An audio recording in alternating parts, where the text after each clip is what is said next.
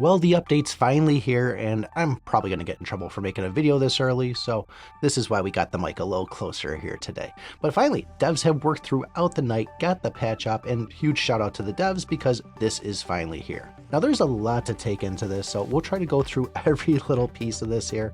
There's a lot, so I might be missing a thing or two. But the first thing you need to know is we can still use our mount skill. So Diego, for example, having that 20% combo rate, the extra combo skill thrown in there, that's still going to be a thing. But now we have the whole deploy tab, and this is where we can go and select our 3 mounts, put them in, and you don't actually want to use Diego for this. If you notice while you're selecting them, some of them actually say this mount has not implemented any riding skills yet. So for now, I'd probably say use your 3 highest rarities that have actual skills listed in their description. When on the transformation page, we now have the star up, which is kind of like what we had before, where once you get them to 5 stars, you get an increased skill. But we also have the awaken tab, and this is how we're going to upgrade those skills inside the deploy battle. Now, in order to upgrade these awakened skills, we're going to be needing awakened relics. We did see the Dreamland kind of image pop up for a second, but then they patched it back out. So hopefully by the end of today, when reset comes, we'll be seeing these things again. You'll also notice there's something called total speed on there. And when going into battle, you'll see both your speed and the enemy's speed compared,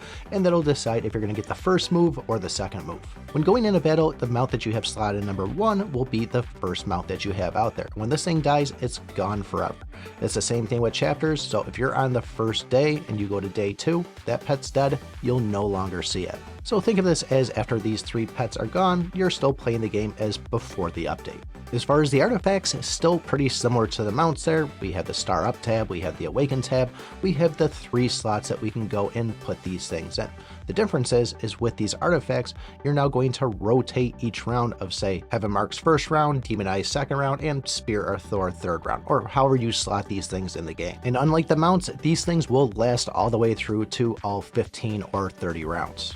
But similar to the mounts, like Diego there, we can use our skill of that one artifact that we want to. Where we did have the speed of the actual mounts, the artifacts will have suppression, and this is just an overall increased damage to the enemy mounts that you're going up against. So I did go and play the chapter, play the tower, and even play PvP. And PvP has been reworked. Just to let you know, if you now make it to round 15 and you don't defeat the enemy, it's considered a loss on your own. So if you're not using Knight of the End and not using the Revival Cape, those are 2 things you're going to want to throw on. And where we used to just look at the enemy's CP and what weapon they were using in gear, you're now going to want to make sure to see what actual star level their artifacts and mounts are. And as far as upgrading those artifacts, that'll once again come from using those awakening relics we're going to be seeing from the Dream Battle. But from what I can see, it looks like we actually got new animations for the mounts and the artifacts. I don't remember seeing these before, but they look pretty awesome. But a couple other additions we now can go and pull more pet eggs, up to 350 at once, and we can now go and recycle our stuff on for our heroes and our brands.